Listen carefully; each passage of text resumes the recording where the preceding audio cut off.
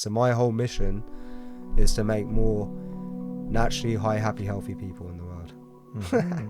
And that's why I think the system we've created with Soma Is it Breath working? How do you allow them to sustain that level of consciousness? Daily practice. You need a daily practice. It should be like brushing your teeth. Mm-hmm. Not just breathing on a mat for 2 hours and getting off your head. That does not create lasting. Things like that need to be really well integrated and well led, because you're messing with people's consciousness. Yeah, I want to talk about that. And if you make yourself really efficient using oxygen, you hardly need to breathe. You have more CO2 in your system, right? CO2, it calms you down, it relaxes you, it brings tranquility to the mind, and makes your neurons, these excitatory neurons of your brain, which can go very erratic in people with ADHD, for example, much more calm and focused, right? And actually, the secret to longevity is you don't need to breathe that much air. We can go into that, right, as much as we think. All right, that's a whole. This is a kind of a debatable thing, but you know, there's a difference between like heavy breathing, deep breathing, and normal breathing. And some people think the deep, heavy breathing is how we should breathe, and that's a huge mistake. Yeah. So define heavy breathing. So just big inhales. Big like we're gasps. told, like even yoga teachers do this. Take deep breaths in, get that oxygen into your body. That Oxygenate yourself. That doesn't get more oxygen to the body. It's complete nonsense. Yeah. And this is all scientifically provable. Uh-huh. But it's been associated with that because there's one pranayama technique called Bhastrika, which involves heavier, deep breathing. But the purpose of that is not to get more oxygen into the cells. The purpose of it is it cleans the lymphatic system of this cerebral spinal cortex. So it cleans all this brain junk that we build up, right? Accumulation. And it does have a cleansing effect. But Bhastrika you should always follow with holding the breath. So you may, familiar with Wim Hof method, okay? Well, in pranayama, there's a technique where you do around 30, or actually it should be in and out through your nose. You do that 30 times, then you breathe in, breathe all the air out, and you hold your breath, and you hold it for a maximum possible effort, like until you cannot possibly hold it anymore. That's called Nishesha Rachaka. And that creates a positive stress response on the body. And that triggers this cascade of strengthening of the cardiovascular system and respiratory system.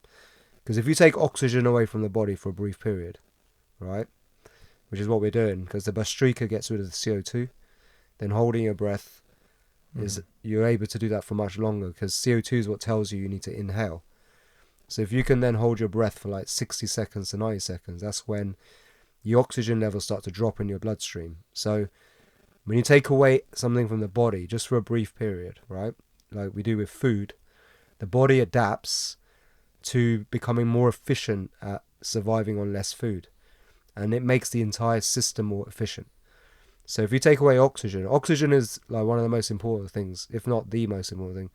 You can go without food for weeks, right? But water a few days, but breathing just minutes. Okay, so if you take away oxygen just for a few minutes, a couple of minutes, it creates this response in the body, adaptation to less oxygen, and it makes your entire system more efficient at using oxygen, and that prevents cardiovascular diseases and other degenerative disease, inflammation. Because a lot of those diseases are the result of low oxygen efficiency. Yeah. Is that a quick fix? It's not the only way to fix it. There's many different things. What I mean by that is that symptom relief?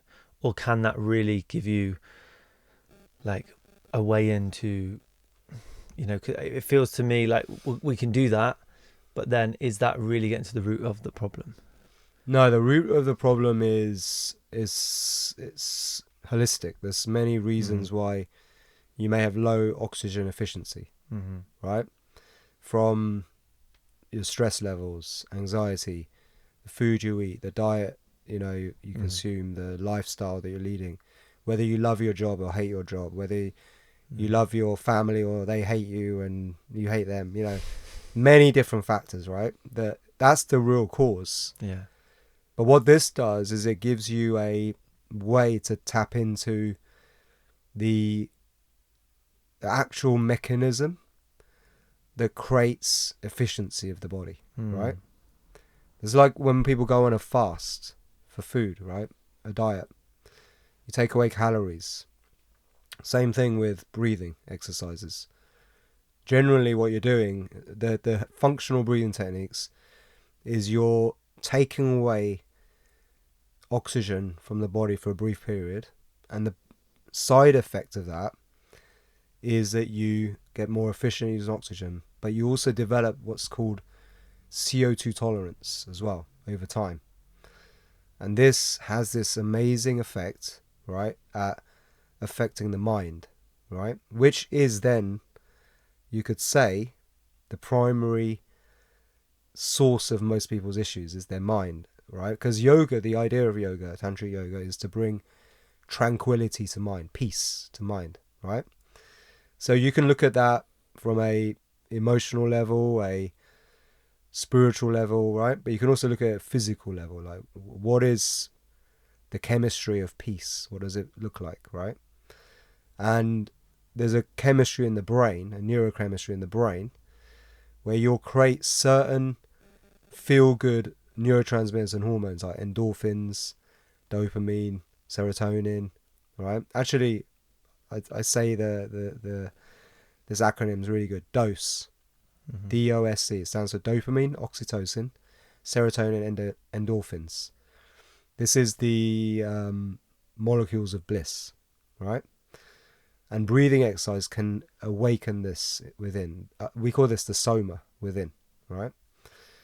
So in Tantric Yoga, the philosophy is it's foolish to control the mind through the mind, right? It's much smarter and more easier to control the mind through the body, right? Because ultimately thoughts are kind of an effect of chemistry that's happening in the body.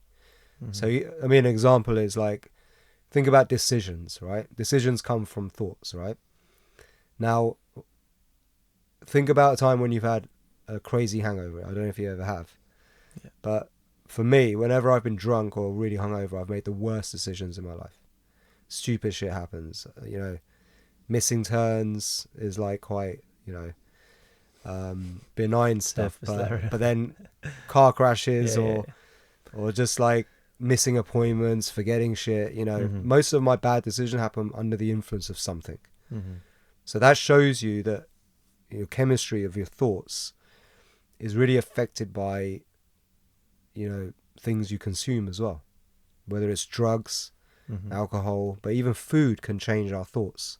Yeah, well, you can't separate the two, right? And doing like exercise, like physical exercise, you can suddenly feel really good and then start making better decisions and have a better day, right? So in Tantric Yoga, the idea is we tap into this divine intelligence, the somatic intelligence through the breath, because the breath is a remote control for the mind, body, and spirit, right? So that's why breath is so important in tantric practices and yogic practices, like, which is what Soma Breath is completely based on. Yeah, all roads lead back to the breath, right? Yeah. It just is the start and end of everything. And if you make yourself really efficient using oxygen, you hardly need to breathe. You have more CO2 in your system, right? CO2, it calms you down, it relaxes you, it brings tranquility to the mind, and makes your neurons, these excitatory neurons of your brain, which can go very erratic in people with ADHD, for example, much more calm and focused, right? So this is what we do. So in Soma Breath, we're all about bringing tranquility to mind. Chitti Niti Virodhara. That's the mantra of yoga, right? So we bring peace to people's minds. That's what I'm all about. And like my whole message is that it's you know, miserable people that go and, you know, do miserable things and make other people miserable. But people who are naturally high, happy, and healthy, tend to do nice things and be kind to others and Yeah. want to make the world a better place. So my whole mission is to make more naturally high, happy, healthy people in the world. Mhm. And that's why I think the system we've created with Soma Is it Breath working? is, for sure. Yeah. Our retreats, the guy who introduced us, Yeah, Tom, yeah. right? He'll tell you like what happens on the retreats. People come with a certain vibration. Mm-hmm. At the end of the retreat, just in a few days, even like after a couple of days, people are at another level of consciousness that they'd never thought was even possible to them. Mm-hmm. It awakens something. It's very simple when you do it. The practices are very easy. Mm-hmm. How do you allow them to sustain that level of consciousness? Daily practice. You need a daily practice. It should be like brushing your teeth. Mm-hmm. Like if you don't brush your teeth right in the morning, it for sure affects. For me, if I don't brush my teeth, it affects my mindset. And I'm like kind of. Something's missing. Yeah, I'm like conscious of the fact that maybe my breath smells and all that, and it changes your mindset. So the same thing should go with any daily practice of any exercise you do, any smoothie you drink or whatever supplements you take. Treat it like when you miss out on it, right? Even if it's just a short amount, because you don't have to brush your teeth for an hour. You just need to do it for a few minutes. Same thing with breathing techniques. Just within a few minutes of just making this a must-have thing. Everyone's got a few minutes. You can change your entire day. Mm-hmm. So why wouldn't you make it into a daily habit? Because what do you think's the thing that stops people from continuing that simple, consistent practice? Distraction. There's too many different techniques out there to choose from. So people don't know what to do. It's like meditation, isn't it? Yeah, and one of the mistakes that happens with this is that there's lots of different styles and different techniques. But like sometimes they are taught as panaceas, that they can cure everything. Right? One breathing technique, circular conscious connect breathing, fixes everything in your life. And it's not true. It's completely wrong, right? Pranayama, which I love, is more of a pharmacy of different techniques with the right indication for the right situation, right? So that's what we teach in Soma Breath. So you have that variety, right? With the right context. So when to do something and when not to do something. Now, the problem with too many different schools, different approaches, is that if they don't really adhere to the tradition, right, which is thousands of years of wisdom, then and they start to invent their own things, right, which is like they're just making it up to make them a little bit different from everything else. And if it's that thing that they've made up hasn't got any evidence to support that it works, they've just simply decided to make this sequence because it's unique, right? The problem with that is that then people get confused. Some people might get a really good effect with it, others may not. But the ultimate thing is that we want to get a certain effect, which is we want to bring peace to mind, tranquility to mind, right? So to do that, you need to have a traditional based practice that can be modernized, which is what we've done with Soma Breath, but the objective has to be to bring peace to mind. And that is not just breathing on a mat for 2 hours and getting off your head. That does not create lasting.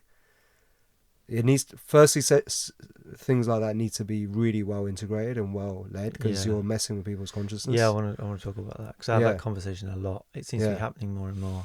People coming to an event and then leaving and actually not having that much interaction with anyone else, but going into this deep experience, getting emotions, feelings, thoughts, past experiences thrown their way, and then they leave having this major life event and not having any tool, framework to work from to try and integrate it.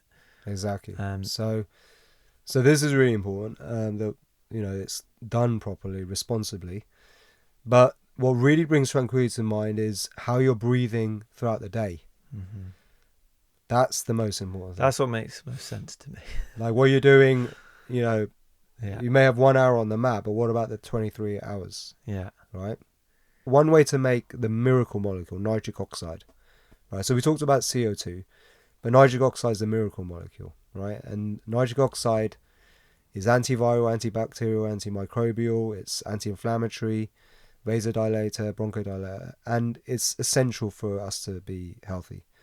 But it diminishes as you get older. So it's one of the diseases of aging is lack of nitric oxide, right? So the cool thing is that we can produce it through breathing techniques, especially humming. Humming produces 15 times the amount of nitric oxide from normal inhalation, right, and exhalation through the nose, right? So the way we produce nitric oxide is through nasal breathing, right, and no breathing. So if you think of nose, the first two letters is NO, that's nitric oxide. So remember, the nose is really important because that's how we produce nitric oxide. But no breathing as well. When you hold your breath in certain ways, produce a lot of nitric oxide. And exercise with no breathing, okay, is anaerobic exercise, produces lots of nitric oxide. Okay, so just think of these principles. So what I do, right, with the baby is that because when you do anaerobic exercise, way faster to get benefits from aerobic exercise. Because again, you're taking away oxygen from the body and exercising. You're raising a lot of CO2 quickly.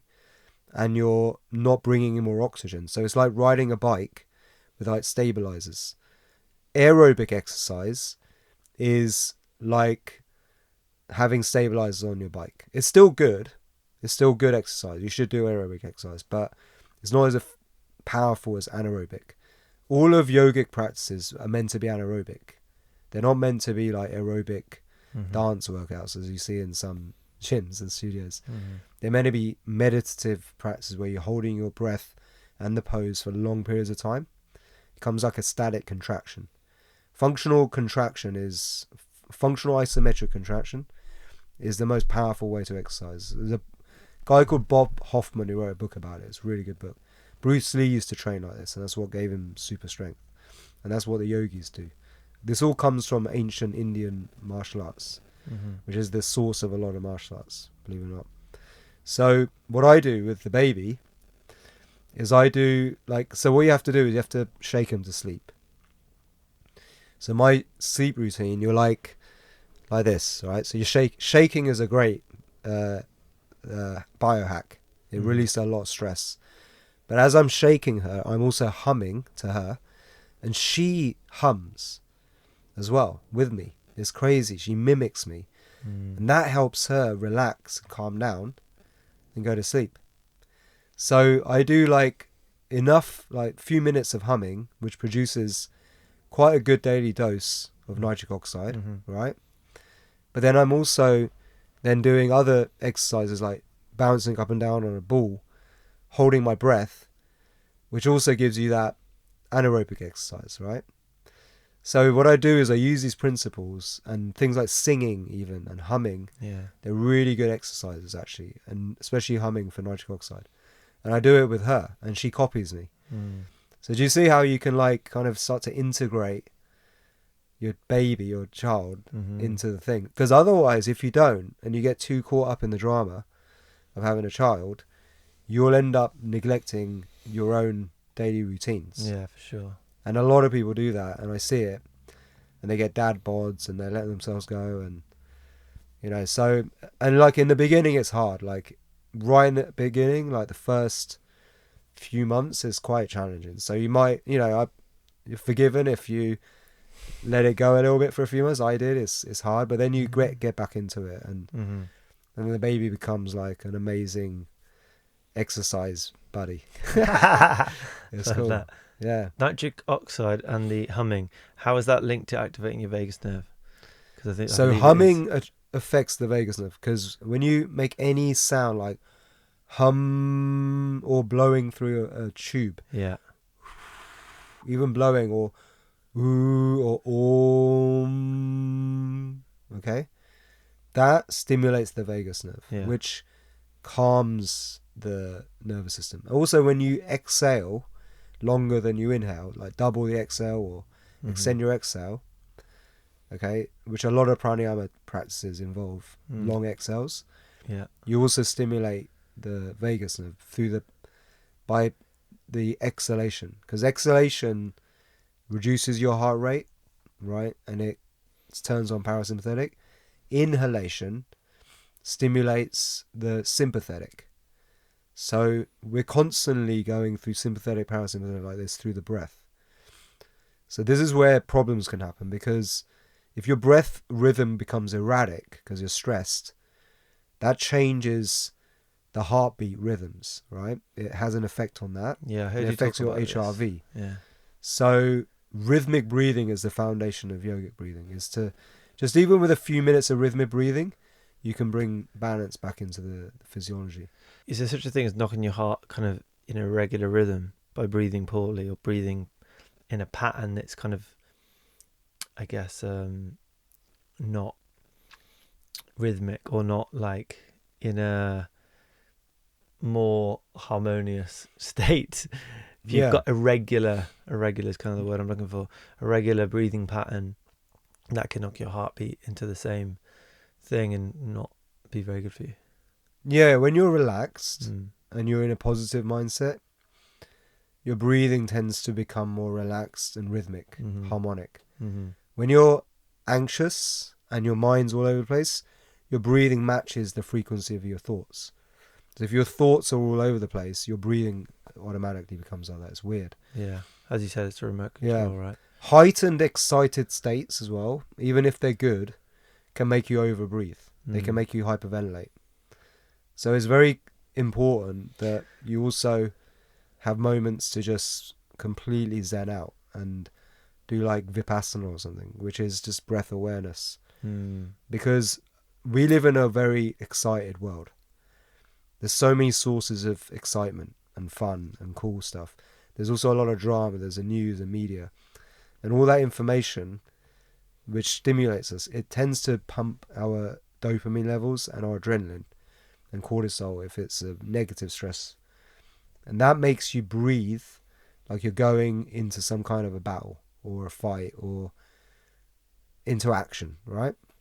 And if we don't have an off switch for that, it ends up really making us breathe harder than we need to. And actually, the secret to longevity is to breathe according to your metabolic needs. It's the same thing with food, right? You need to eat according to your metabolic needs. Now, what we're doing is, because we're so emotional creatures, the emotions creates a bigger demand for oxygen, more than actually body needs. It makes us breathe harder, like we're preparing for battle. When we're not going to battle. There's no lions, tigers and bears. How amazing is that? Yeah. That we have control. Yeah, but we can consciously control our breath. Yeah. So we can switch it off. Yeah. But a lot of people are unconscious. They're not. A lot of people conscious don't believe that they can have some input on their emotion. Yeah. That they are really choosing that emotion. Yeah. Largely. And once you're consciously aware of that breath control, yeah, you can do so many things with your breathing. You can change your state instantly in a moment. You can go to sleep even. You can have more energy. You can get calm in a difficult situation. You can turn on creativity. You can turn off stress. You can turn on alertness. You can turn on digestion just by understanding things like your nostril dominance, your different rhythms of your breathing cycles, which switch between left and right. So there's a code to your autonomic nervous system, which the yogis somehow figured out, and this is what we teach in Soma Breath. You. Yeah, I'm very blessed I got all this info, but it's very useful, man, because I'm a pharmacist, right? That's why I did at uni, but I realized that this system of pharmacy is a joke. It's ridiculous. It's insanity, actually. And it just makes the machine more fat and profitable. That's all it does. It doesn't make people better. I mean, some drugs save people's lives, but that's a very small percentage of people that need those drugs. Right? They're like miracle drugs, but a very small percentage of the population is actually sick until you go to a health checkup. You go to a health checkup, and suddenly, right, you're on a blood pressure medication. We don't even need it because they screwed this up, right? The whole system. Doctors are not aware of this, right? But we're not creatures that can fit a linear model of science. It's a reductionist approach of science, right? We are totally irrational. We're all different. We're all unique. You're very different to me, physiologically, biologically, emotionally. So you cannot make a one-size-fits-all approach. And this is what they've done. This will blow people's minds. Okay, this is how they've manufactured disease. If you were to take the entire population of the UK and plot their blood pressure, right, you would find it's actually more like a bell-shaped curve. Normal, healthy people, you'll find it's more like a bell-shaped curve, where you get maybe a cluster forming at the top around 120/80, which is the average blood pressure that we were told is healthy. And then you're going to get 25% of people on each side who are perfectly healthy, nothing wrong with them, who have higher or lower than that average.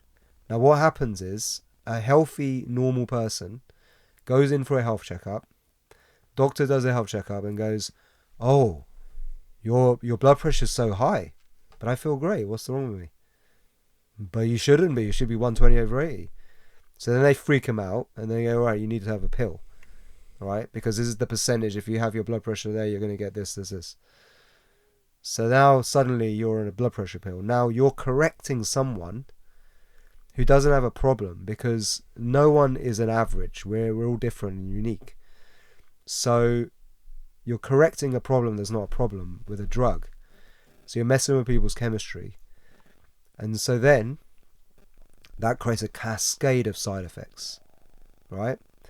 And you then manufacture disease that way, when there was nothing wrong with that person. Mm-hmm. This happens all day long. It happens for cancer checkups, right? Because we've always got cancer. Right? There's always some cancer. Every day we make cancer cells, and your body gets rid of it, right? Mm-hmm. But you go in for a health checkup. Yeah. They do the scan. It costs a lot of money, and they start to say, oh, there's a percentage chance that you might get this and that, as you're walking out the door, and suddenly you freak out and it's in your mind, and then you manifest it as a disease. They give you a prescription for disease with health checkups. It's a crazy system of manufacturing disease. There's books with whistleblowers from Big Pharma who explain all this way better than me. So I saw all this going on in the pharmacy. I could see the overprescribing, the total waste, how much it costs the NHS, the fact that they don't really give a shit because they're making so much money. They claim to give a shit, but they don't. They're just so much money, being made from all this wastage of medicine. So I just got so frustrated. I had a breakdown. I couldn't handle it. And then I got a disease.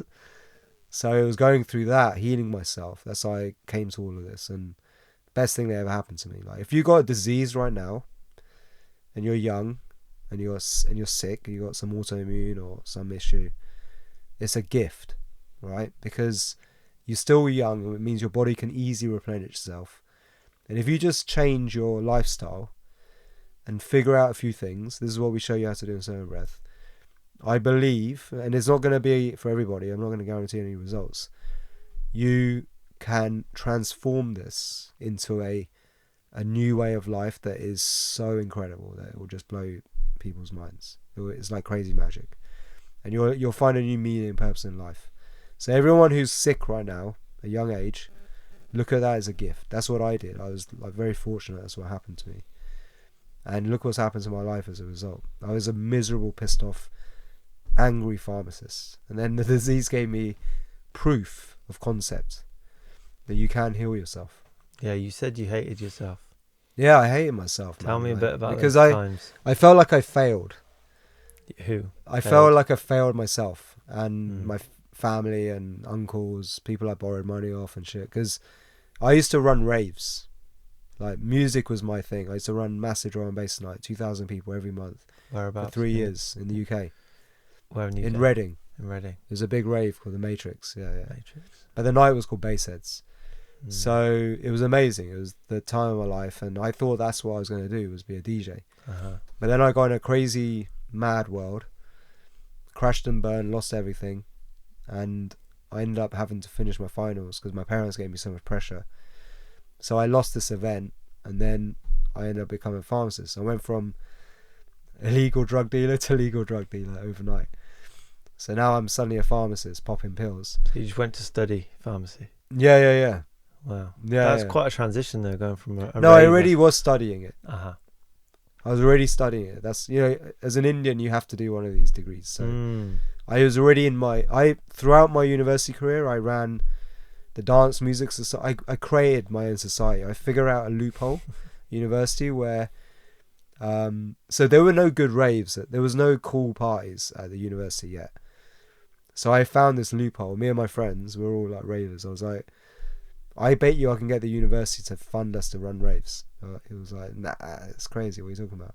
I said, no, there's a loophole. You have to create a society. You create a society. It actually gave me a real insight into how you can get away with a lot of stuff in the real world. It's all just legal shit. Paper. A lot of the world's run by bureaucracy, right? So you just create a society, and then that society gets funding, right? Because the uni gives you grants, and the whole point of the society, it was a good thing. It was to encourage entrepreneurialism through DJing. Okay. This was like back in 1999, right? Before being a DJ was even that cool. And suddenly it's always been cool. It's always been cool. But now you just suddenly, weren't like known. Now everyone's like trying to be a DJ. You know? It's funny, isn't it? We never used to face the DJ. Yeah. And now you got supermodels DJs, right? So yeah. So now So you created a DJ society. Yeah, that was epic. Like that ran for 14 years after I'd left. Carried on for ages. It kept getting passed down. That's the beauty of societies and being organised. I learned a lot from that, and that's what Soma Breath is, like a community-driven thing where I want it to be passed down, and so it carries on without me being there, right? Yeah. So that then turned into a massive rave in my hometown, actually, in Reading. And you know, that's what gave me my passion for music and producing, and so I learned the ropes of that and running events and cool events. But it was very hedonistic. As I said, I was an illegal drug dealer. I sold the most amount of marijuana to the university of anyone that's probably in their time sold that much. Me and my buddy, we sold so much, it was crazy. We used to go to Bristol and pick up massive bags, kilos of Manali weed, like, you know, the best stuff. And we used to take it there, and just the uni students loved us. Never got caught, thank God. But then the rave, I had my choice of drug dealers. Like, so I had the best MDMA. Like, the security guys, all my like good friends, they used to think of me as their little, you know, Indian funny dude. And they used to, like, you know, we'd choose the drug dealers. We'd always have the best drugs. It was epic. It was crazy. Like, you know, there would be like so much love in the room because the MDMA was so good. Like, it's not like it is now. It's like nowhere comparison. So anyway, then I realised that I'd been burnt out from too much partying when I became a pharmacist, because I went even more hedonistic as I became a pharmacist. No longer as a party promoter, but now as just one of the crazy ravers who goes and gets wasted for 2 days and not sleep every weekend in London, because I was just depressed. And do you think this I was this drinking story so much around as well. being a failure? Yeah, it was proper failure, like regret, and so much regret. And so I went through this whole period of darkness for 7 years. And what happened was, then I had a bit of a breakdown, and I got taken to a Tony Robbins event. Like, it was almost like I was taken away, right? And my friend bought me a ticket. I didn't even know what this shit was. And I was like, when I looked at it, I was like, are you serious? What the fuck? What is this? Are you serious? I like couldn't believe that I'm going to some like American, like weird motivational guru thing. I was like, and I also like thought, oh, that's not me. That's so stupid. Like, no, who goes to that? Only sad people do that.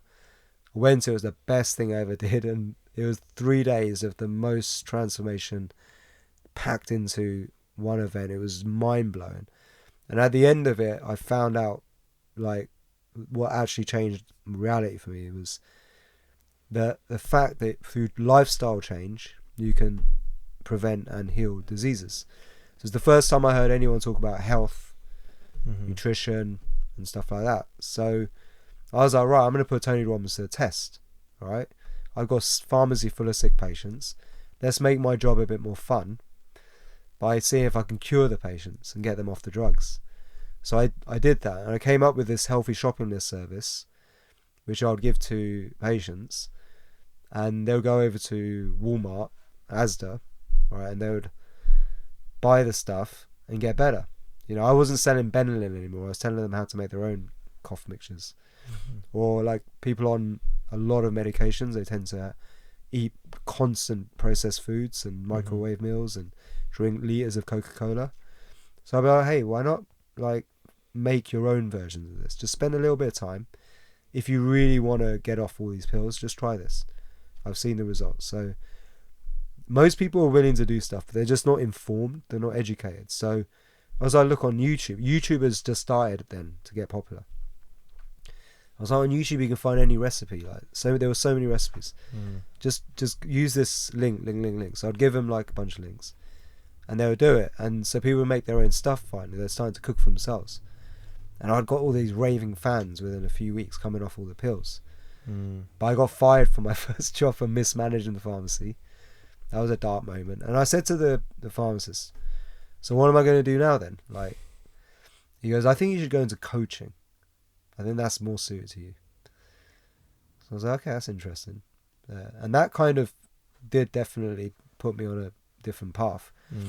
But I actually, in between that, I got promoted to head office of Asda Walmart. I came up with this concept of healthy shopping lists for, and I pitched it to the CEO, and they had this internal Dragon's Den. So they had Peter Jones from Dragon's Den and the CEO, and I pitched, like Dragon's Den style, to them this business idea, and they loved it, and they promoted me to the head office. So now I'm doing this crazy project of healthy shopping lists, and it's all going really well. And then 6 months into it, the middle management screwed it all up. The director who hired me, he left, went somewhere else. So I'm now stuck with a bunch of middle management. And if you want to know how the world really works and who the deep state really is and all that, it's the middle management of all corporations, of all governments. It's not even these people at the top always. Yeah, I have a hard time feeling into that one. Yeah. Kind of thinking, okay, how? Because they are the cock blockers. Seriously. Because did not think like, that I'll give you an word was gonna example. come out of your mouth then. No, I'll give you the example. So you go to you go to the head office, right? Yeah. You're carrying out this project. Now immediately all the middle management, so this is like the execs, all the management, the leaders of all the departments. That's what I mean by that, right? They're not the directors, right? It's the ones below them. Well, they're making the decisions. They're making they're the implementers Sure. of directors' ideas. So I'll give you an idea. I was there, and then I got so frustrated. They just kept blocking everything I wanted to do. I just felt they were like a bit dumb. Yeah. I didn't understand, right? So how could they even be in this job? So anyway, I had privileged access to the director. And what I started to realise was that the middle management just didn't really like me. They saw me as a threat. This is the problem, is the threats. They perceive new people like me come in and suddenly getting promoted. I'm going to probably take their job. There's a lot of fear in corporate head offices. People are going to lose their job, right? Because remember, these guys have got big salaries, but they've also got big mortgages, big payments. They've got families. They're really scared of losing their position, okay? So they'll do anything to keep it, right? Doesn't matter. Their morality keep things the same. Yeah, the status quo, right? So that's why I say minimum. So I would go to the director's office and I'd be like, I can't understand why I can't get this thing going on. Like, I can't push this forward. They're blocking this. They're doing this. Kept putting up walls, right? So the director said, look, welcome to my world, all right? Your job, all right, is to get them to work for you, like to get them aligned to your vision. If you can get that, then you're gold. But it's not easy. Trust me. This is my biggest problem. It's my challenge of my life. Like, I believe in what you're doing, but it has to be executed through them. It's just the way the system works. So So that's where I realised. I was like, that's how the world works. There's probably bad directors, I'm sure. I think there's a lot of good people really at the top who are as frustrated as I was in that time with the way, how robotized a lot of people are, and how fear-based they are, how driven, fear-minded they are about. Sure. Makes a bit of sense. Like, Do you know what I mean? because I can imagine there are a lot of people who have come to realise after having an incredible amount of wealth, and then still the wealth's coming, but they've got more freedom and time to then reassess what is important. And it's probably not working so much. But the people in those middle management spaces, they haven't the space or time to think of a different way. No, they can't. They're also not that mindset. They are very left-brained usually. They're really good at carrying out orders and executing things. But if that order means something revolutionary in a company, a lot of blocks tend to, because they're not so good with change.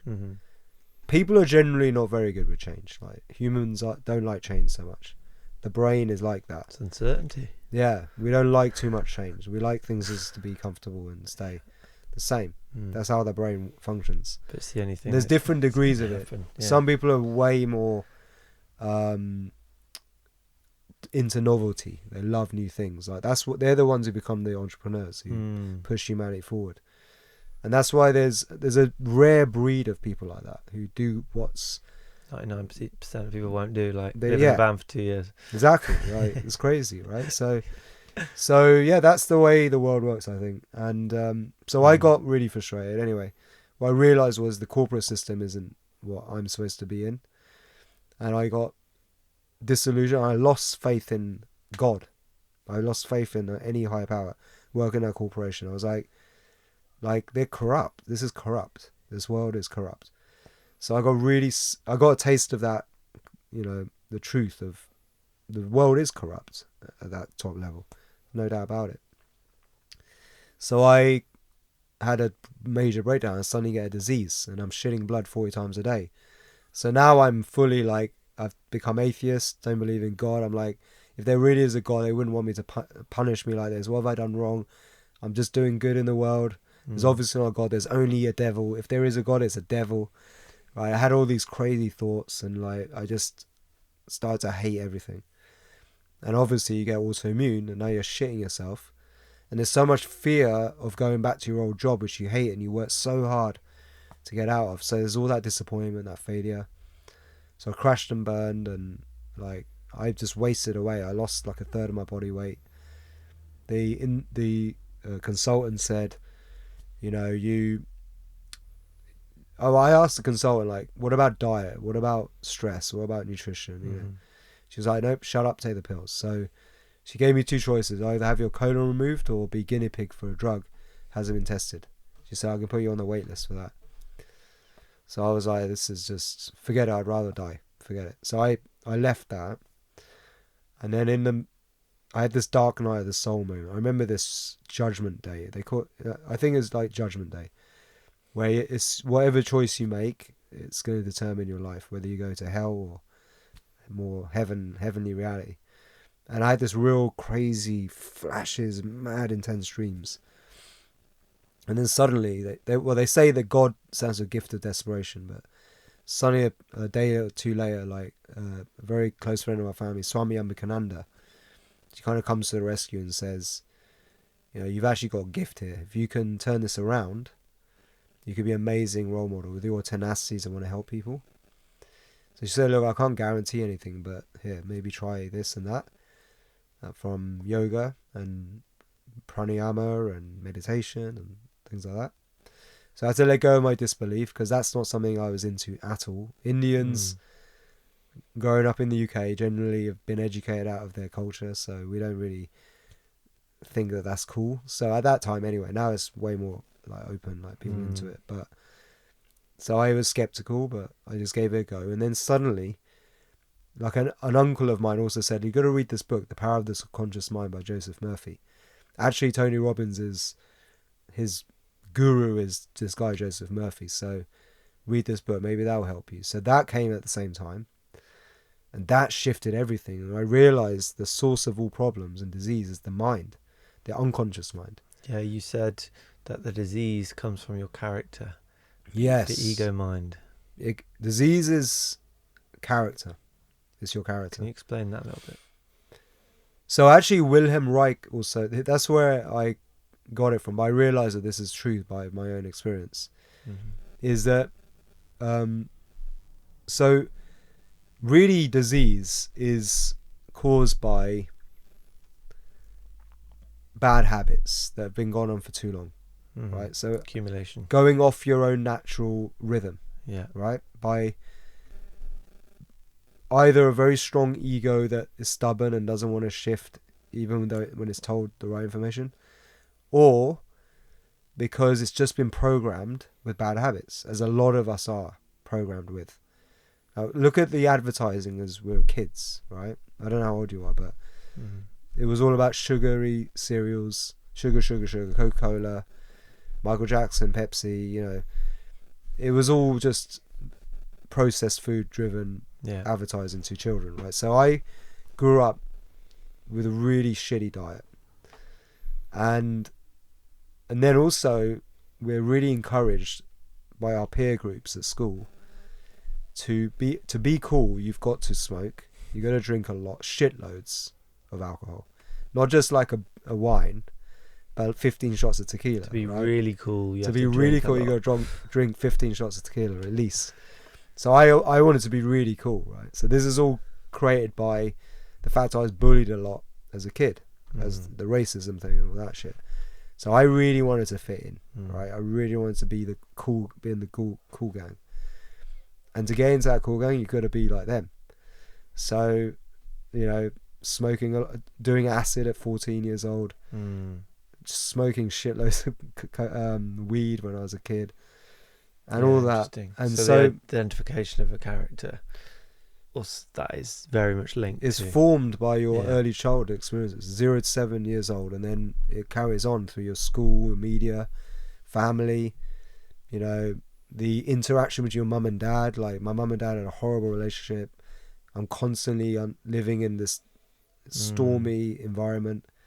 A lot of abuse going on between the two. So all of this affects your psyche, your emotion, your state, your mind, and your brain has neurology.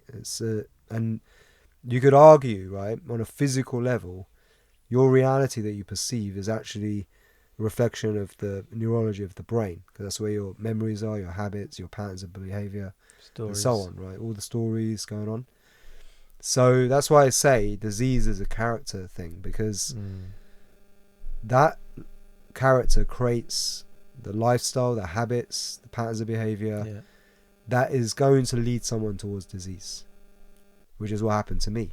It's a lovely way of getting people to think differently about the thing that we often think is external, that we often think is outside, like attacking us, the world's, you know, not being nice to me. Yeah, but the cool thing is we can change. We can reformat the drive completely, right? We can upgrade the hardware, right? We can change In fact, every 7 years, every cell in your body is replenished. There's a few heart cells and brain cells that don't. They tend to stay with you for your life, but most of your body is constantly replenishing, right? So you have a new gut very fast. Within a few weeks, you got a whole new gut. So when I saw this, I was like, oh, I can rebuild myself. I don't have to have the disease. So that's why you have to change your mindset. Once you start to change the mindset, a lot of the disease also comes from emotional stress and tension that's created by thoughts from the past that you haven't been able to resolve, right? So guilt, shame, failure, envy, anger, hatred, these like dark emotions, they create tension in the body. They create like this like frustration inside, and that makes your breathing go erratic, over breathing, maybe mouth breathing, and it makes you also choose different lifestyle. We'll also choices. Choose, and Bruce Lipton, great at speaking to this, is makes you choose things that are going to reinforce that. Yeah. So you're becomes familiar. Yeah, of course, because you want to be proven right. That's why the ego also, if it doesn't feel worthy, it doesn't feel enough, it will try and prove itself right. Or as a way to suppress the pain, because dark emotions create pain. So, an antidote to that is beer, right? Antidote to anxiety, or weed, yes, okay. right? Or sugary foods, right? So did you do much therapy, or was it... No, there was no... I never had therapy. No, because... Seem proud of that. That was later on. I got into all that through the Tantra world.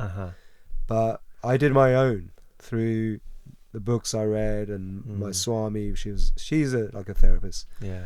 And just changing my environment. I like... So, in order to fix this disease, I couldn't be in the environment of my family. Because that is what was part of the big problem, right? It was the environment I was in.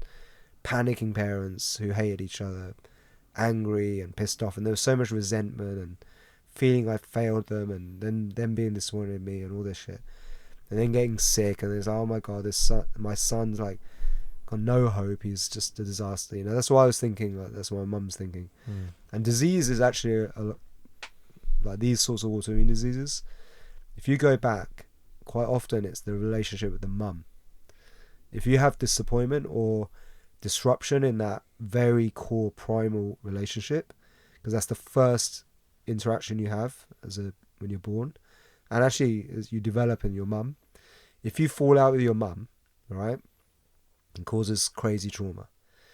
So especially if you spend a life feeling like you've disappointed them, or they're disappointed in you, right, this can lead to emotional trauma, like deep-seated, and make you play out in very crazy ways. The father then also has a big impact, like father later on, but more to do with your status significance. The mother is more about how you see the world, whether it's safe or unsafe, because your mother is all about nurture. So if you have disappointment with your mum, you start to feel like a distrust of reality, like of other people, and a lot of fear. Mother. Huh? Of the great mother. The great mother as well, and God. Yeah, you start to lose connection with God.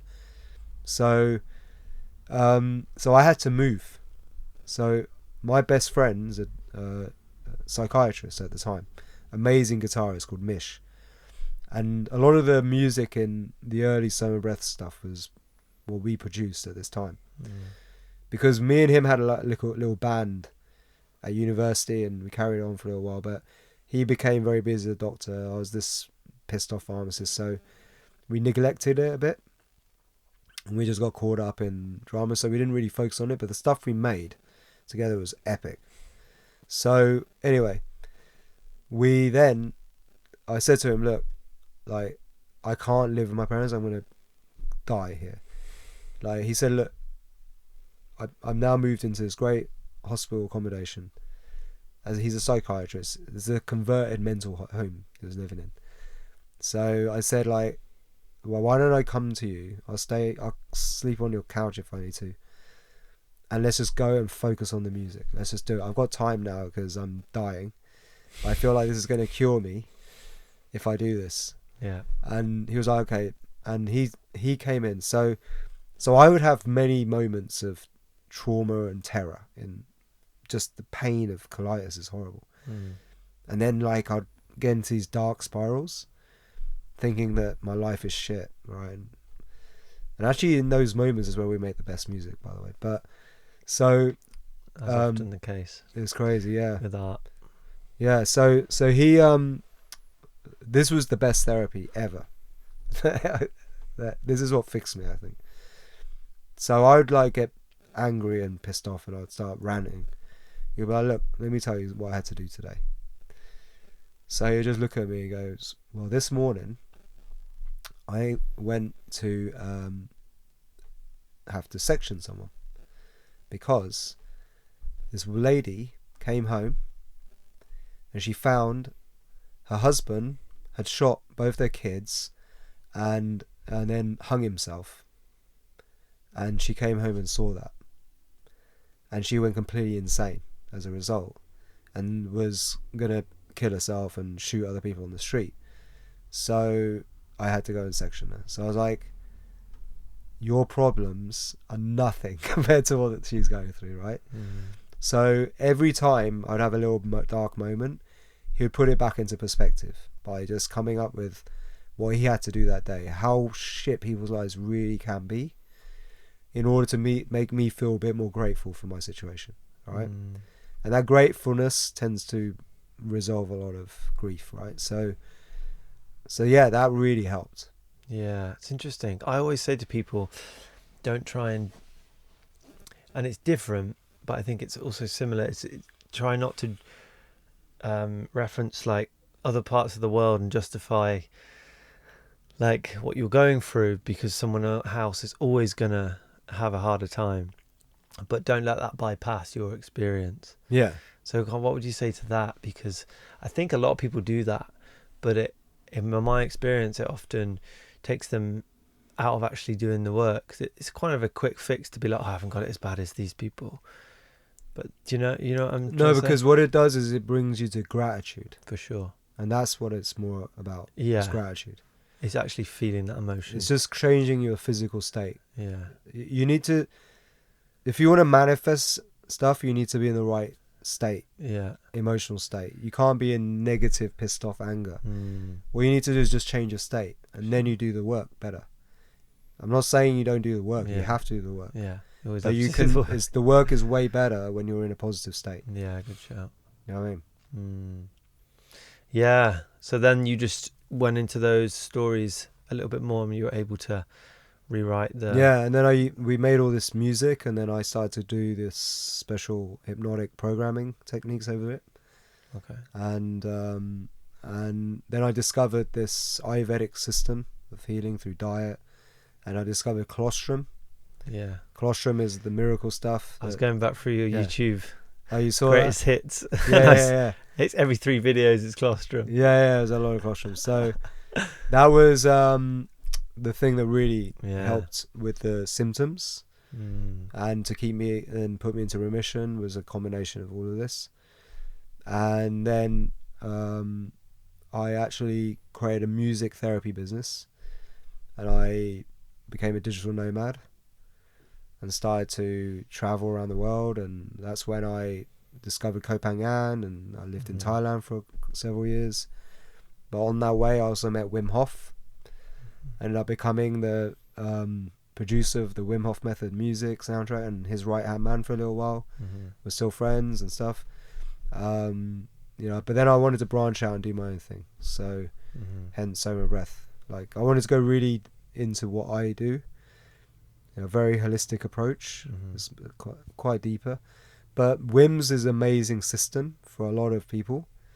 It just doesn't work well for everyone, because definitely not. It needs to be customized. I think that needs to be spoken about a bit more. Yeah, because Wim speaks about it with such passion and just unapologetic nature, which he is, and it's the reason it's taken and reached the mainstream so quickly. That's amazing. Which has done so much, right, for people, and the cold as well, and that relationship people have with stress, and creating their own to overcome it, to rewrite that story.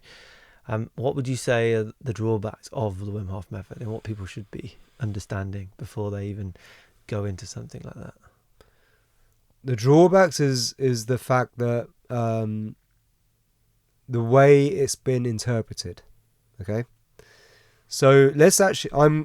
I would say I'm somewhat an expert in the Wim Hof method, right? Because I was there in the early days, and I helped create the course, and I was speaking on the stage with him, right? So I know it pretty well. I've written big articles on it, and I did the famous infographic as well. So the Wim Hof method is like Tibetan tantric yoga, right?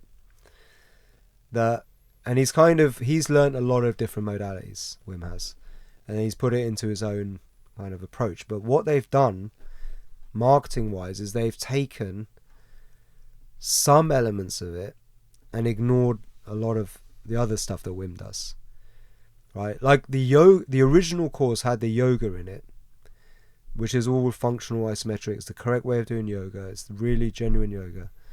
But the next version of it, and I don't even know if the instructors have taught it, is just normal vinyasa, like mainstream yoga. It's not really his real way of doing yoga. So things changed, and it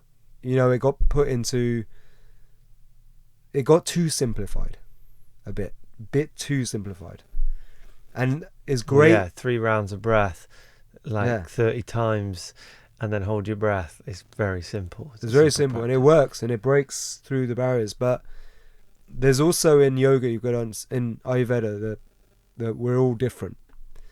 So Wim's method as well, if you do it the way in some videos he instructs it, this is the other problem, is he instructs it differently in different contexts. Now, if you do it the way it's been instructed in some of his videos, it's breathe through any hole. And he tends to focus on mouth breathing. The reason he does the mouth breathing, right, is because it's really good in very cold environments. Because it started as doing the breath in the cold, right? Yeah, when he's climbing up a mountain, of course. It's a great method for that. But it's not good on this level. Because it's too dangerous also, doing it in cold water. Yeah, and then people drown and shit. So, but mouth breathing, right, what that does is it creates a lot of sympathetic activity. You get heat, you get adrenaline pumping through, right? Even cortisol. It's like a stress inducer, right? Which is okay. It's like you produce a bit of adrenaline by doing it. Now, if you're already very over-adrenalized, and if you're like more of a Vata type person. What do you mean by over-adrenalized? Like if you're just very stressed out, anxious kind of person. So in the Ayurvedic system, there's like 7 different character profiles. And sure. One end of the scale is the Vata, extreme Vata people who are very airy. They live in the clouds. They're very, very skinny frames. They like almost look like they're wasting away, right? They can eat anything and they never put on weight. They have very, very variable mind. They're basically like... They're named Chris. No, you're not. You're more like a pitta. I struggle putting on weight though. Huh? You're like, because you're a. I would say you're more of a pitta, but you probably got some vata in you as well, right? Pitta people also don't put on. They put on more muscle like mass. Like you look like you got a bigger frame, but you've got characters of a vata pitta, similar as me. I'm like that. But I'm talking extreme Vata people are like, they don't look like you. They've got very skinny frame. They're very frail people, right? And them doing the Wim Hof method, we see this all the time in Soma Breath. They come to us, can get very hyper anxious, and even get like spikes in blood pressure and things like that because of the mouth breathing and too heavy breathing. Because Wim, they misinterpret the way Wim teaches it. In the course is slightly different. It's more slower. It's more rhythmic. It's even got more of an extended exhale the way you do it. So if you're just learning Wim Hof method from a few free videos on YouTube, you might be doing it wrong and you might get stressed out and you may go and do it in the water and drown, right? And so it's very important you learn it from the person itself, in person if possible, or in the course. But really the correct way of doing it is on this level, this environment, to create good habits is nasal breathing. It should be done through the nose, right? And there's ways to ensure you're holding your breath for long enough, because the Wim puts too much emphasis on hyperventilation. Yep. Now actually the magic is in the holding the breath, because Wim gets confused and so does everyone else. It's only is more in recent times people have started to realize that it's about breathing less, not more. Because he even says breathe more, motherfucker, right?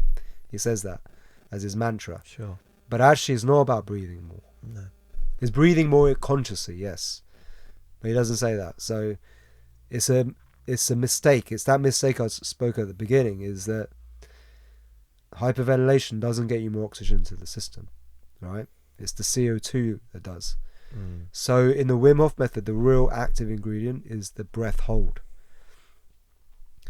So that's where the magic happens. And when you can get your breath hold time to like 90 seconds, that's when the real magic happens. All right? Yeah, as you explained. Yeah. And, there's is very good. Right, what he's got, it works for most people if it's done correctly, and it is a pretty hardcore pranayama tantric breathing technique, which was kept hidden. But what it does is it mimics intermittent hypoxic therapy or high altitude training, because you're doing a period of fast or intermittent hypoxic training is the more accurate therapy that's done in clinics, which has incredible health benefits. It mimics that and does it for free. So it's really good. And if it's done with the right protocol, it can do wonders, as you've seen so many case studies. But for some people, they may, all they need to do is that.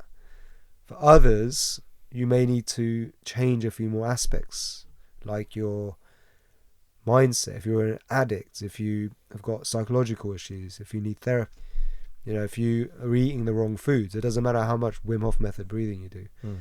All of that's going to affect your health, and your mindset. So with Soma Breath, we're really about being holistic. And then there's so many other breathing techniques. That one breathing technique is just one of many pranayama techniques. They're all amazing, which are all functional, like from going to sleep, de-stressing, creating more energy, getting to psychedelic states. So we try and teach that whole range. Now Wim knows all of it. He knows so much. That he knows Sanskrit. I listened to a podcast with him about 7 years ago, and how deep he went into all the Eastern wisdom was. It blew me away. No, he's a total genius. He's a true yogi, like high level.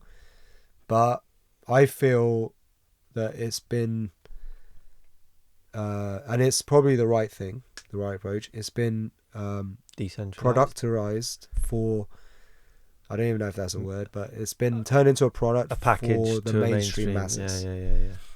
And so it's like a feeder system. It's like Soma Breath.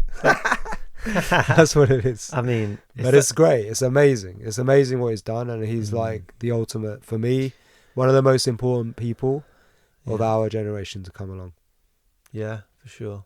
Yeah, it's easy to point the finger, but then you lose sight of what actually has happened over time and what brings things to the mainstream, which does like a tremendous amount for a lot of people. Yeah, it's like the Conor McGregor of that world, because Conor McGregor put MMA on the map really for a lot of people, because he was such a character and such a hero's journey. And so's Wim, really, come from a mega story, losing his partner. And I kind of relate that analogy, because Conor's just kind of losing his integrity in amongst the mess of reaching that level of acknowledgement, let's say. Yeah, but humans are fallible. It's going to happen. It might happen to me, who knows. But Wim's actually genuinely a really good guy. Yeah. Like he's a solid person. And you've got to forgive somebody. Like, his background is really fucking crazy. Like, for sure.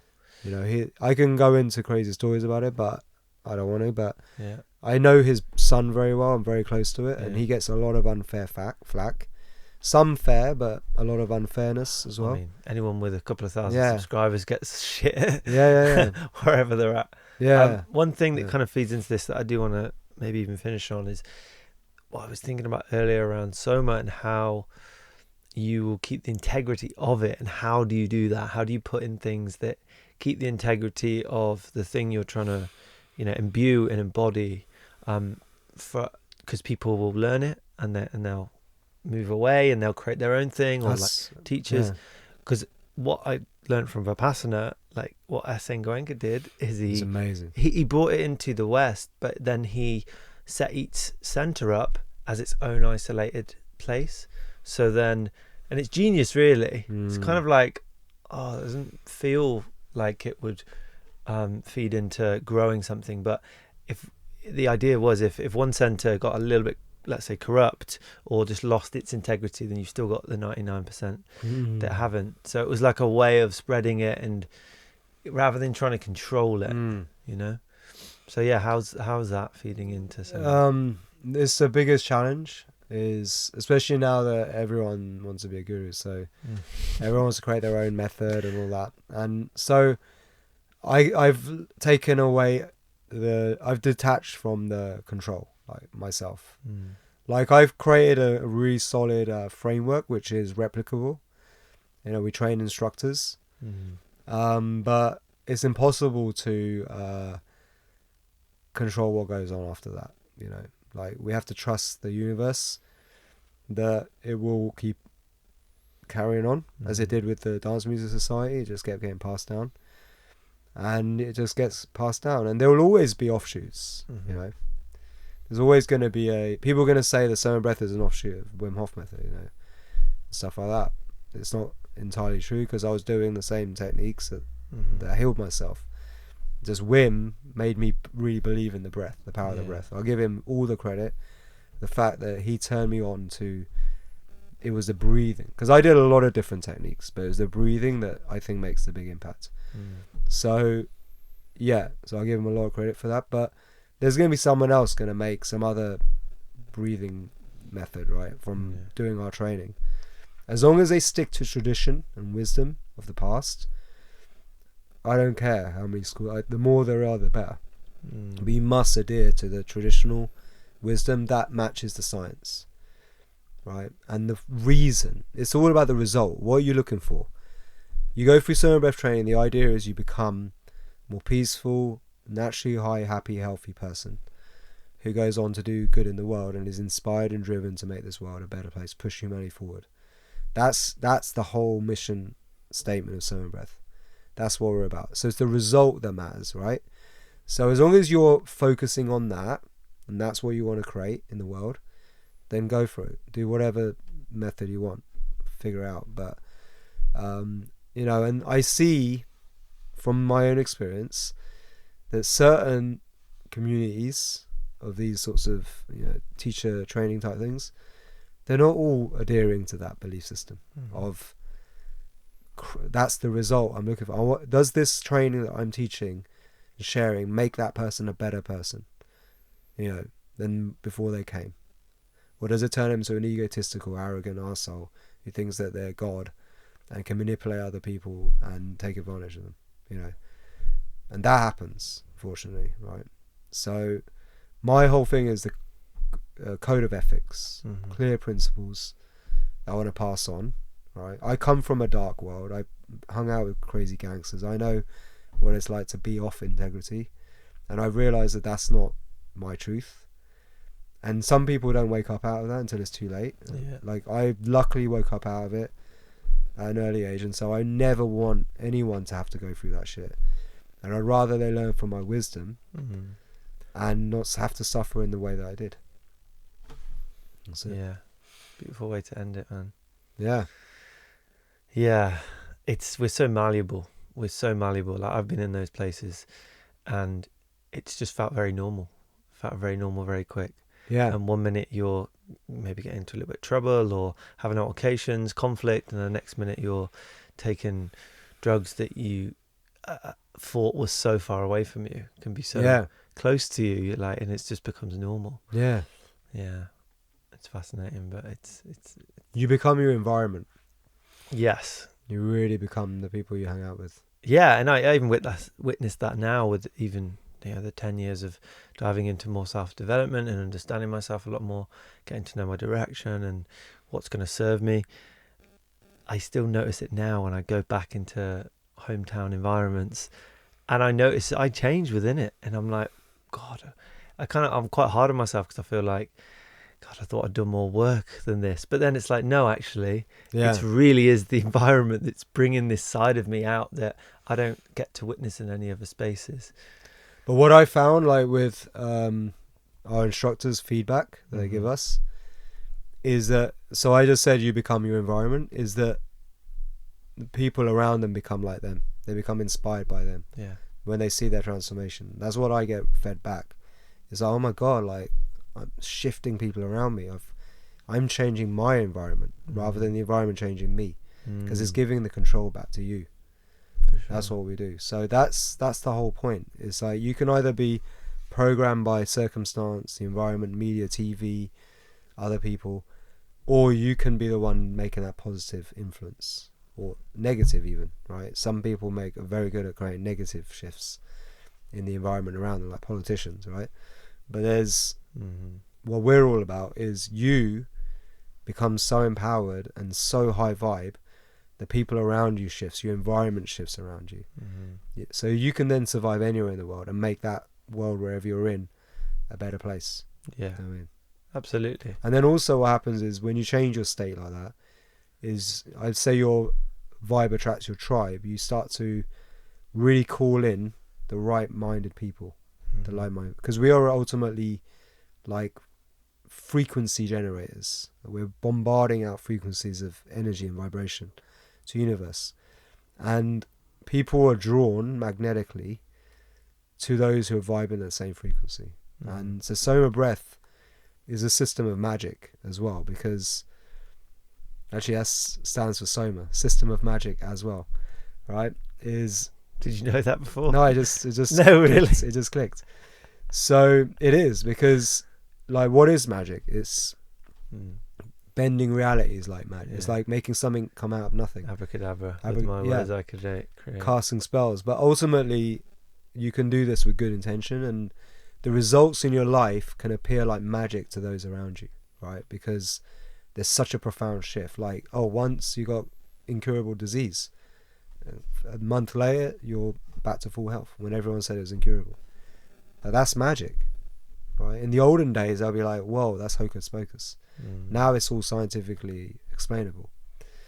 And to the point where you get your dream career, or you end up manifesting a business partner who then you create this amazing center that's always been your dream, and you start a whole new life in a paradise island. You know, this has happened to our instructors. That's magic, because that person before may have been like a pissed off corporate alcoholic. Then they go through our training, and now suddenly they're like healing people in these centers. They're going on tours. They're standing on stage to, you know, doing sessions with hundreds of people, and you'd never have expected that person to do that ever. You know, one of my instructors, actually, I love very dearly. She's like my little sister, Shayna. She's full-on junglist, drum and bass, comes from a really kind of dysfunctional place, from Staines, you know, Ali G world. And I met her in Copenhagen years ago, like the first year that she was like there, and she was a totally different person. Like, she was from the street, she was from the hood. And to see her she was there right from my early days. To see her transformation now, who she's become, she's such an inspiration to other women, young women. You know, that she gives me hope in humanity. There's people like that out there. But there's so many of these cases in our community of people who have gone through this change.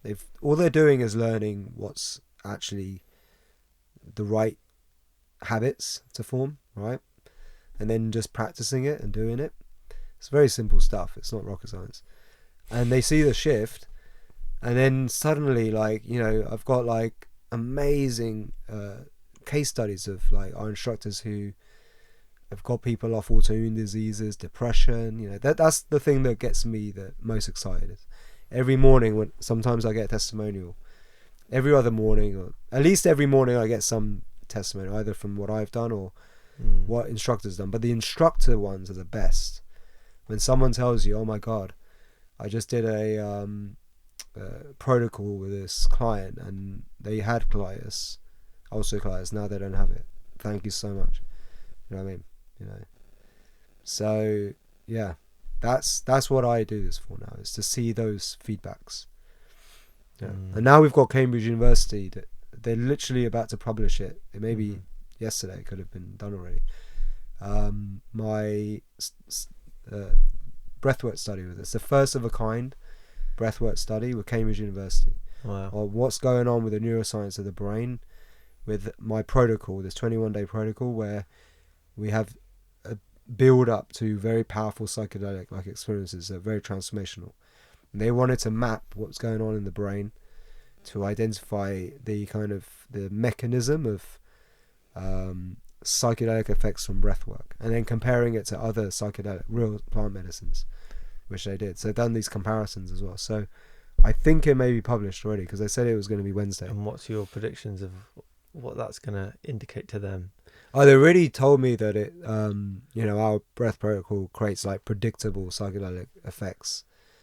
Because we have this 21-day awakening protocol. The awakening technique, when it's done for long enough, creates these very powerful psychedelic effects, which they've now shown can have therapeutic intention. Mm-hmm. Beautiful. Based on the feedback of the experiment. Yeah. I think it is the most powerful when you tell those stories of people outside of yourself that is, you can clearly see have gone from here to here. And it's such a marker. Yeah. Reinforces it all, Yeah. Yeah. Because you can see the change in yourself, but it's like so much more evident when you can really see it in someone. Yeah. And notice the impact that they're having and the ripples that's totally affecting. Also, like, we have instructors now, they're working with kids. That's really exciting. Is the fact that, because we have, the great thing with having lots of instructors is they all have their own specialities. So some work with kids, some work with, they're doctors, so they work with sick patients. We have others that are, legal people, like they work in corporate world, but they're bringing it to their world. Yeah. So there's many different ways to customize what we do, because there's so many different techniques and it's very holistic based on the audience. But what I'm really excited about is the ones that are working with children, because you get those habits forming early. That's what's going to shift humanity. It's the kids. Our generation's like done, man. It's like it's over for us. We're gonna need to talk about the kids. We need to focus on that. If you want to make a change in the world, we're going to change the educational system. Because the schooling system, I saw in the UK now how it's degenerated, is not doing a service to the children. No. That environment. And then you got the media, you got the internet, you got all these things that are taking away children's attention. So there's no wonder that there's ADHD. Like, ADHD is just kids that are very fucking dopamine filled, right? They're like so stimulated, and some kids have the Vata kids are, their mind's more frantic and they're probably hyperventilating. As soon as you bring a kid and show them how to restore tranquility to the brain just through slower breathing, the ADHD goes away. They become more focused and present. It's a big statement. No, it happens. Like, we see, this is what we're seeing right now. Right. Yeah. I'm all for that. Yeah. So, but then it has to become a habit. It has starts to, young. I think it's to do with play as well. And play. And it's got to be fun. It has to be incorporated. I think that the amount of what's in the last decade, what's been a massive impact, what's had a massive impact is the lack of play, the lack of time spent outdoors, the social communities. You just don't see it. Like in England, after dark, you don't see anyone out. No. Come across to Spain and I pulled into supermarket and there's just kids out everywhere. Yeah. It's just phenomenal. The energy. Yeah, in the UK I used to play outside my whole youth. Yeah. Was spent outdoors. And then I'd come home super late, I'd get in trouble, but I was always out riding my bike everywhere. So way healthier than probably now. Way more active. And actually this is the number one way to improve your oxygen efficiency is exercise. You need to do 2 hours of moderate exercise a day and you'll dramatically increase your longevity. Because that changes your oxygen efficiency and the oxygenation of the body and your CO2 tolerance more than anything else. More than any breathing technique. Would you say that was what is one thing you would suggest to incorporate? Just start with walking. Just do 20 minutes uphill walking. There's been... We flattened everything. I know. Find a hill. Just drive to a hill and walk up and down a hill. I used to do this in Thailand with I had a dog. Having a dog is great because you have to take him for a walk. Yeah. So you're forced to walk. But I would go, and in Thailand there's a lot of like these mountain type areas. And we used to live on top of one. So I would religiously take the dog for a walk up and down the mountain. And it's great exercise. And it's sweltering hot. So it's like you sweat in buckets, but afterwards you feel frigging amazing. Yeah. So that's my number one tip for better breathing is actually do a few hours of stop taking the escalator movement every day. Like just move. It doesn't have to be even walking intensely or coming up a hill. Just moving. Yeah, just doing stuff that uses your body. It's a lymphatics, right? Your body's Yeah, a yeah, pumping yeah. system. Yeah, It's amazing because you know it. If you've been stagnant and sat down all day, you haven't been to the toilet. As soon as you get out for a walk, you'll need the toilet yeah, because your body's flushing yes, toxins out your body. very true. Yeah. Yeah, if you get constipation, and stagnation, it's because you're too still. That's usually what it is. You just need to do some exercise. That's it. Yeah, Beautiful, man. I like the simple approaches, but also the deep dives into yeah. the knowledge that you've got, man. Thank you, bro. I appreciate you Cool, coming on, man. spreading your I hope wisdom. this was useful. Yeah, absolutely. Nice. There's gonna be a lot of nuggets in here for people. Where can people find you? And I think maybe in the 21-day course, like, how do people access that? Is that something they can just purchase, or do they have to do it in person? Is that preferable? I'll give you a link with a code so that your listeners can get a discount. But yeah, you do the 21 days through our website, and it's done. There's two options: self-study or live with an instructor, which is the best. You're in a group and you go through it with a group, and you'll change your life in 21 days. It's guaranteed all your money back. Seriously, it's incredible. Your life will dramatically improve. So recommend that. But we also have other courses. We have functional breathing course, the Breath Fit. This is all for healthy breathing habits, based a lot on Buteyko method and tantric yoga, which is bringing all those practices into a sequence. And then there's the instructor training, where we teach people how to teach these practices and turn it into a career. How long different is levels that? of that. How many months is that program? So we do it through levels. So the first level is very basic, kind of doing group classes and functional breathing, and that's within a month. You can, depending on your skill level. So if you already have some understanding of physiology, wellness practices, yoga, you'll breeze through it, right? It's just adding on to what you already know. But if you're completely fresh, you might take a bit longer, right? But the main thing is you learn by doing. The best way to learn is to teach, actually. Embodiment. By just doing it. So not just sit in front of a computer. So we get you to do lots of practice stuff. And we have a very strong community where there's a lot of support and practice. Then we have the breath therapy, which is level 2, which is more therapeutic, going into change and how to change habits and, to reprogram the unconscious with more advanced breathing techniques. And then the third one is somatic. It's all about the body, movement, shifting energy, transforming through the body, engaging the body. It's more yogic, asana practices, also physical functional training practices, all about strengthening the body.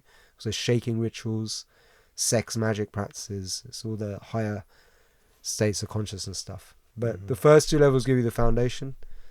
Level 3 takes you into next level stuff, and then that can take up to a year to do. How many people have come through the level 3? I don't know now. I lost count.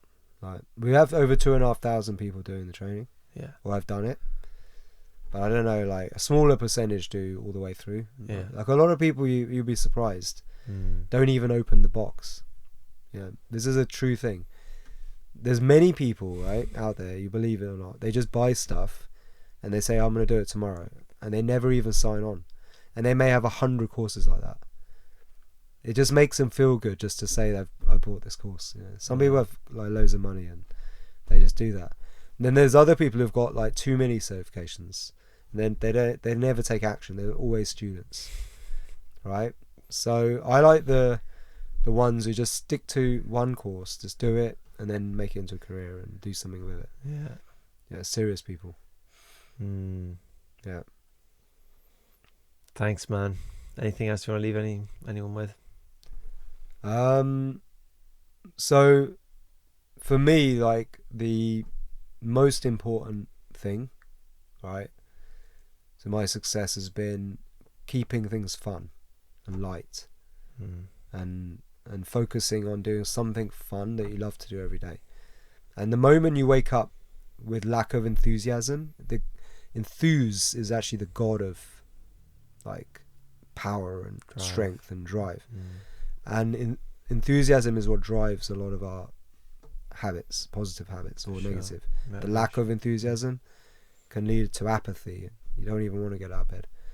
So if you, the moment you start to wake up feeling like life's not fun anymore, you're just doing this job because you have to, then it's time to really question what you're doing and change that instantly. Like, go and do something else. Like, quit your job then and there. The universe will support you to do something better, or find a way to make your job more fun. Complain to your director or whatever. Like, you know, it's okay to talk about your problems, because if you don't, you get chronic stress. You're gonna burn out. You're gonna get a disease. It's inevitable. It's what ages us the most, is chronic stress. So that's the most important thing. Ask that question to yourself every morning. Am I waking up with enthusiasm?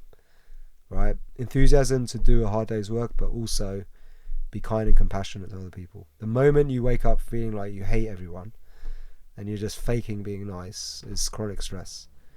So you got to answer those questions in the morning, and that will change the course of your life. The moment you're honest with yourself, be honest. People aren't honest enough because they're scared to be honest, because we've been so conditioned to bullshit to fit in, right? So the moment you're honest and you wake up out of your state and you start to take action towards your dream or what you rather want, because you just have to ask yourself, what do I want instead? It's very simple. What do I want instead? What does that look like? What does it feel like? Make that vision, and then you just make a business plan. Not enough people are practical about what they want to manifest. Make a business plan, chunk it down into goals and tasks, and cost the whole thing out. How much is it going to cost to live this new reality that you want to create based on your circumstance? And then what help you need, and then just start looking for help. And that's it. That's what I did, and it worked. You know what I mean? It's simple. But you've got to be really clear about what it is you want, and be open to it changing. I mean, yeah. Don't hold on to it, but be clear of at least the first step that you need to take, or the next step. You don't have to be clear of the ultimate ambition, because I'm not yet, but I know what my next step is now. Each day I know what my next step is. You just need that level of clarity. And also remember this one thing. You don't need to change the world. Too many people try to change the world when they haven't fixed themselves yet. They haven't solved what's going on with them and their little environment. All you can do, Buddha said this, all you can really influence is 200 meters in front of you. Right? So just take care of the garden. That's all you got to do. Take care of the garden. Like, make your own little bubble as the best it can be, happy as it can be, tranquil as it can be, high vibe as it can be. Then that becomes a butterfly effect that spreads across the world. You know what I mean? And it affects the world in way more incredible, mysterious and mystical ways than you going on YouTube trying to be some kind of fake guru, trying to make a change by talking bullshit, but at home you're fucking drinking heavily, you're pissed off, you're fighting with your wife, and you're beating your kids. Do you know what I mean? Because there's a lot of people faking their intentions. Do you know what I mean? And they haven't cleared their own shit yet. So, and I'll be honest, like, there's been moments where I've had been dysfunctional, right? When, even though I'm on this amazing path, there's been times when I've had periods of high stress. I've gone off my integrity. So I check in with that, you know. I will try and fix that immediately in my own reality. Do you have people around you that can check in with me? Yeah. Of course. But that's what I just try and take care of my little bubble, because I used to be crazy and want to change the world, you crazy guy. And I just think it's crazy ideas. It's stupid. It's pointless to think that you can change anything apart from yourself. So I just focus on that little bubble, me, my little community, and I just try and make that really cool.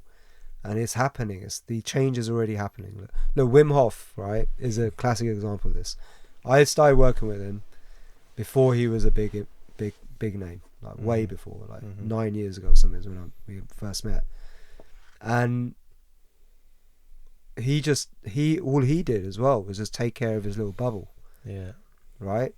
It was just he was just actually a crazy guy who'd do crazy stunts, but a lot of it was for him to test out these methods. And then look what manifested as a result from just that.